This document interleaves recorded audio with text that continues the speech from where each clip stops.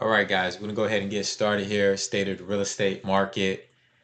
Looks like we are moving. I just want to make sure.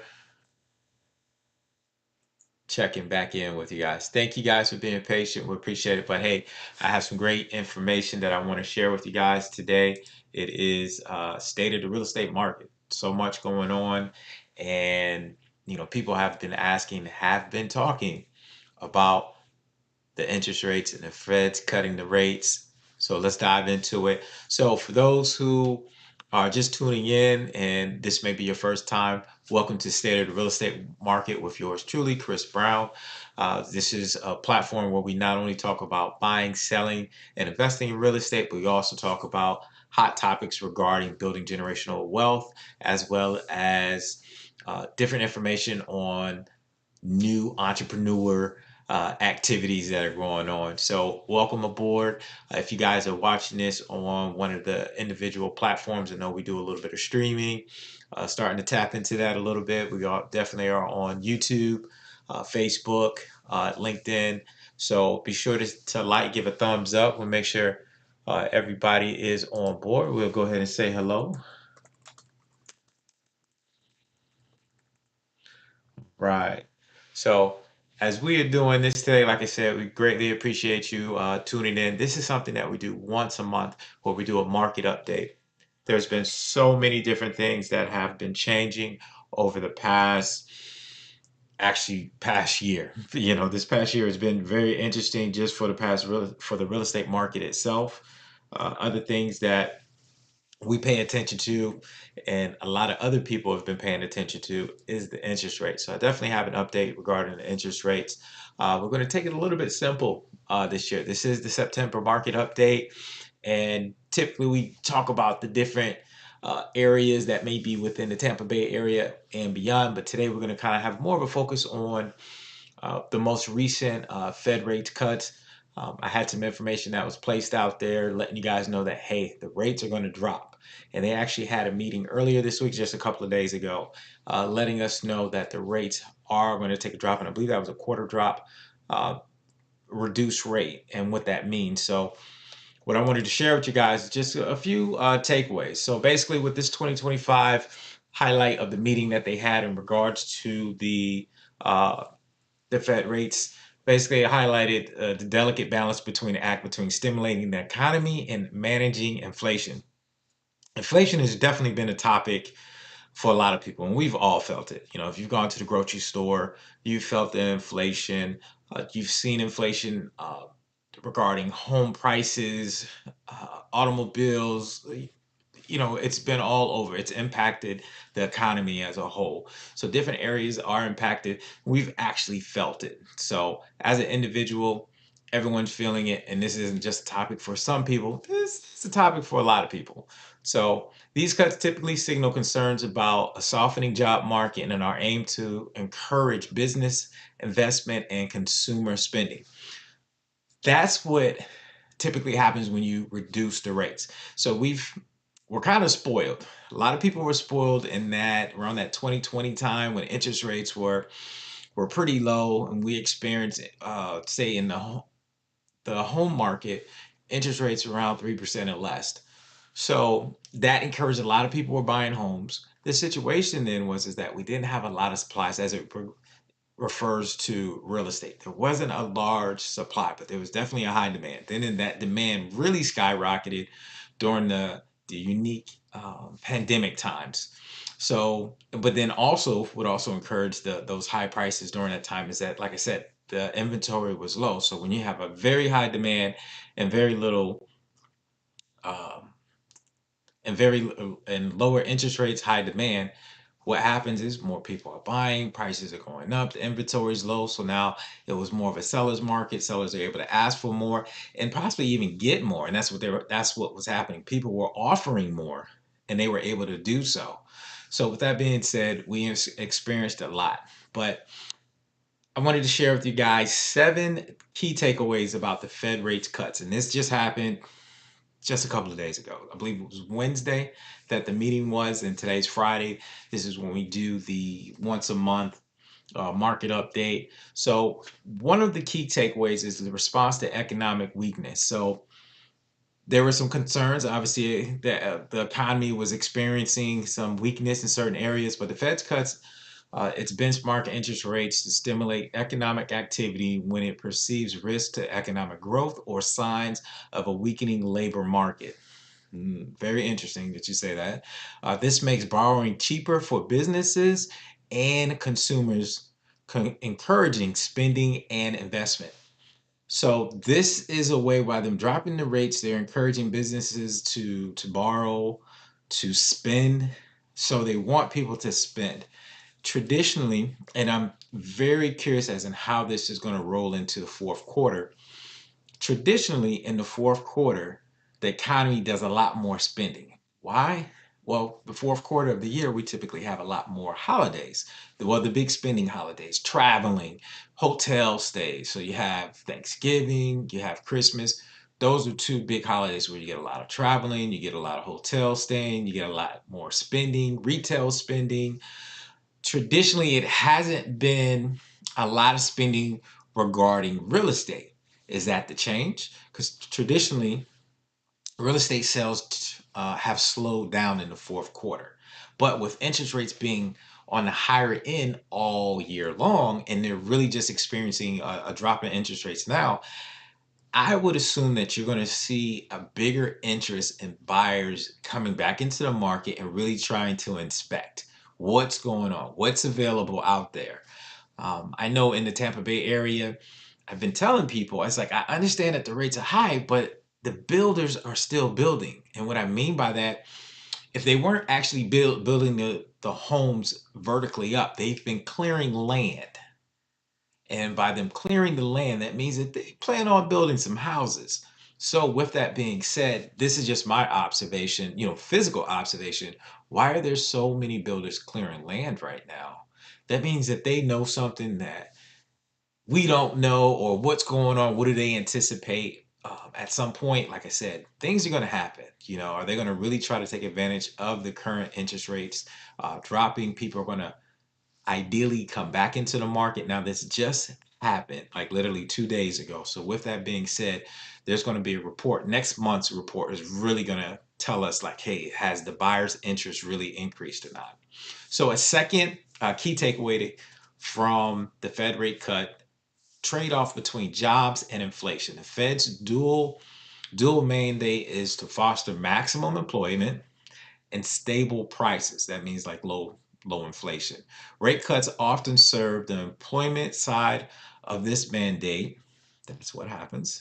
Get the employment up. That means more people are getting money, a little bit more um, solidity of income that's coming in. So that's part of that mandate, but they carry a risk of fueling inflation. Ooh, especially when prices are already elevated, creating a difficult balance act for policymakers. So that was part of the situation before, even though a lot more people were spending. I think and when people were spending, you're starting to see the inflation. They wanted to try to cool off the inflation. And the Fed's response to that was by increasing the rates. So by them increasing the rates, they felt that that would slow things down, the spending and so forth. And it has. It has slowed it down. There's been some signs of that inflation cooling off. I won't say it dropping, but it's definitely been signs of it cooling off because it was definitely skyrocketing. So a third key takeaway would be variable impact on consumer borrowing. While the federal funds rates affect short-term interest rates on products like credit cards, definitely take a look at that. The effect on consumer is not always immediate or significant. Long-term rates such as those for mortgages, because typically your mortgages are 30 years, 15 to 30 years, are more influenced by market for long-term treasury bonds. Maybe a good time to invest. Think about it. Mortgage rates, for example, may not fall in lockstep with Fed cuts and can even reverse direction. So even though they did drop the rate, it's still going to, let's see how the economy responds. Do we respond too fast or do we respond fast enough just to be able to see that transaction. So like I said, this just happened 2 days ago. Next month's market update, we should have a little bit more of an idea of which way things are going. Are people that were on the fence, are they coming off the fence because they know that the rates just dropped? Are homeowners who placed their home on the market and took their homes off the market so that it can cool off, are they going to place those homes back on the market? Are we going to see an increase in listings? So how does it impact the home value? Now people may be looking again. So keep that in mind. So a fourth key takeaway would be negative impact on savers. Rate cuts are tough enough on savers. They lead to lower yields on high yield savings accounts. So those high yield savings accounts, a lot of people invest in those so that they can get a better return. Ideally, they look at, if you get a 10% return, that's awesome. Um, Certificates of deposits, those are your CDs, which could decentralize saving. Some retirees who rely on interest income may see a reduction in their earnings. And that's been a traditional, if you guys aren't familiar with like high yield savings accounts, CDs, a lot of people invest in those because they get a return on their money. Even when you're looking at, say, the stock, when you're looking at the S&P, traditionally in the past years, it's had I think, around average return close to 10%. So a lot of people would invest their big chunks of money and then have a particular income, get a particular return each year, whether however they may break it up, but they'll get that return, and they live off of the interest that they've built over the years, and that's how they make their income. So with the rates doing what they've been doing and what it's currently going through, that amount that they've been able to earn off of their money has been less. So that means they have less income coming in each month. So it's definitely impacted people a lot of different ways. Wealth strategies, when you're looking to build wealth, especially in 2025, some of the things that people have done, tactics in the past have been impacted by that and may not be and have not been able to give the same returns if you're looking to do something very similar moving forward. So that's always something for you to keep an eye on. A fifth key takeaway, not all loan rates are affected equally. While variable rate loans see the greatest changes, the rates on fixed rate loans are unaffected unless borrower refinances. So for those who may have purchased at, say, like a 7.5, I know there's a number of people that purchase homes at 7.5%. They may find interest in investigating if they can get a much lower rate, and then if it would be worth them refinancing, because if they refinance, it means they're going to have less of a payment, ideally, less interest on it. Is it ideally the time to do it now? And that's something that they would need to speak with their financial advisor or their banker to get that information and kind of see how it's going to affect their financial institutions' rates that they may be offering. So it is a possible opportunity within that. Lower borrowing costs makes refinancing more attractive and can spur business investments such as purchasing new equipment or properties. So we probably will see an impact on the commercial. I know commercial depends on how much lower these rates go. Commercial real estate, a lot of that is dedicated to the rates. It's a numbers game when you come to commercial real estate. It's not when you're dealing with residential, you're dealing with the emotions and you see the prices and you're dealing with the individual. But when you're dealing with commercial, it's more of a numbers game. It's more business minded, making sure that the numbers work for you as you are buying. So it may be an opportunity to invest in more real estate during that time, or if it may be an opportunity to purchase more equipment, depending on the situation. So a sixth key takeaway that I want to talk to you guys about, and we have 7 of them here, so this is the sixth one. Market reaction is often volatile and mixed.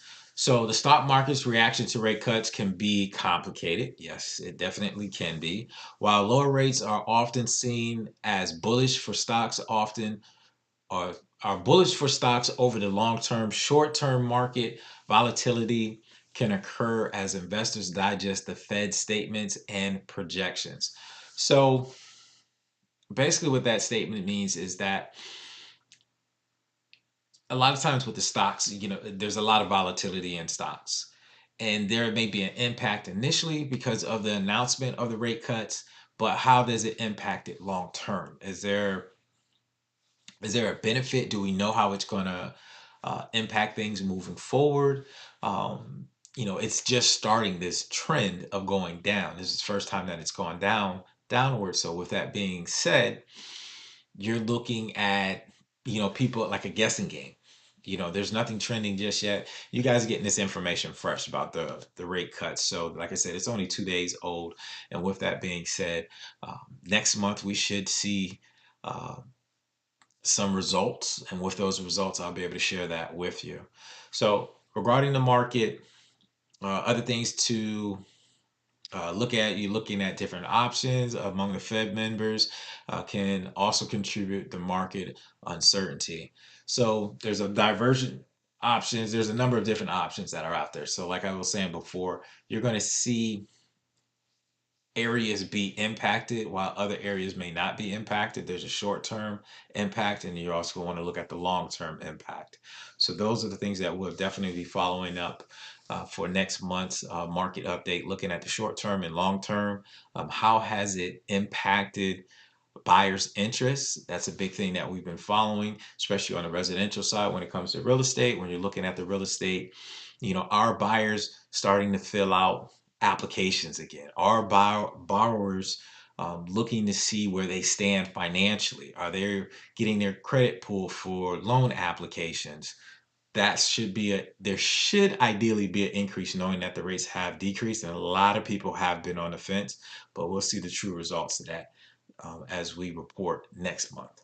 So, and the last key takeaway that I want to share with you guys, and like I said, I know the Feds and these rates, it's been up and down, it's been frustrating. Trust me, I'm dealing with sellers as well as speaking with commercial individuals, commercial real estate owners, and they have questions. It's a number, especially on the commercial side. It's a numbers game for them. So if these rates are too high, they're having to charge more. Is it going to make sense for tenants that they have in there? Are businesses going to be investing in themselves to get better rates? It's a lot going on. A lot, a lot, a lot. But the last one that I wanted to share with you, this particular takeaway is uncertainty and future guidance matter. So definitely the guidance matters. The Fed's messaging for now and future guidance are critical. The path of future cuts is not guaranteed. We had a cut. Are they going to continue to cut? We don't know. Factors like ongoing inflation, pressures, um, potential situations regarding tariffs, border or broader economic indicators, and employment data will continue to influence future decisions. Something that they've really been looking at is looking at, say, like your Gen Zs, how is employment finding for them as they're graduating from, say, the college level? Are they finding jobs once they get out of school? How are other employment opportunities panning out for people? What does that employment rate look like in your market? Every market is different. So this is not like when we have these sudden changes, you really have to look at your particular market. How are things impacted in your market? How's the job market in your specific market?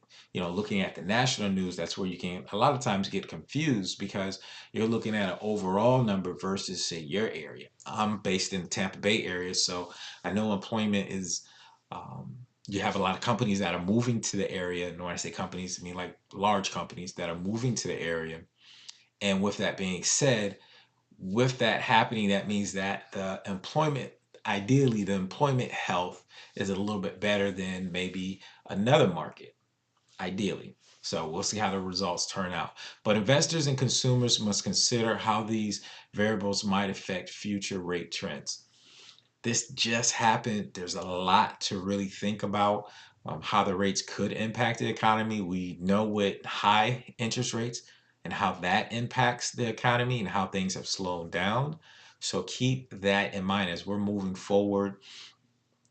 these interest rates, it's you're going to find people really starting to measure, start putting information out there, really start digging into it and what it actually means for you in your specific market. Just because you hear it on national news doesn't necessarily mean that it's the same result for your particular market. So a lot of times you want to see if you can get the specifics for your market. Are buyers actually, if you're on the residential side, are buyers getting back into the market? I know I'm going to have those conversations with a lot of my property owners, people that were thinking about listing their homes, and then also commercial clients, working with them to say, hey, do these numbers make sense? Are you guys going to think about refinancing? If it's multi-unit purposes, um, think about refinancing if you're in a position where you're at a higher interest rate right now. Let's see what you can lock in. Is it this the best time to actually refinance? So, with that being said, guys, we have the holidays coming up in the fourth quarter. It should be interesting. Traditionally, spending has or does increase in the fourth quarter, especially on the retail side. Let's see how it's going to impact the real estate side. Will there be more spending in the real estate side, or is this just more of like a trend as what's to happen in, say, the first quarter? Things usually pop off, they start to trend now, and then people start jumping on board a few months later, and it may be a result where you may have a lot of closings on the real estate side or refinances on the real estate side come the beginning of the year. So stay tuned, guys. I appreciate everyone uh, being on board. Um, and then just really enjoying what's happening out here in the real estate market. I know it can be a little confusing. It's a lot of information that we typically share each month. I usually, if you have specific questions, feel free to message me. I have no problem in getting an answer to your question and getting a response for you. Definitely appreciate you all guys tuning in. It's been a good time. It's been an interesting day today. I know we started the podcast here and then we had to shut it down and get the whole systems restarted. So I appreciate everybody being patient, staying tuned, um, and being on board. But this is what it's all about. This is the market update. We do this once a month. Like I said, if you haven't already done so, be sure to like, subscribe, either to a post that you see, like, subscribe onto our YouTube page. Um, if you're on LinkedIn, just give us a thumbs up, just saying hello. I appreciate you guys tuning in. Appreciate the direct messages as people review this information and get the market update. It's a lot of things to take away from the recent rate cuts, and I want people to stay in tune. If you have questions, I'll get them answered for you. But once again, this is Chris Brown, your real estate professional and marketing entrepreneur. Um, this is State of the Real Estate Market with yours truly, Chris Brown, where we not only talk about buying, selling, and investing in real estate, but we also talk about hot entrepreneur topics and building generational wealth. So you guys take care. Tune out.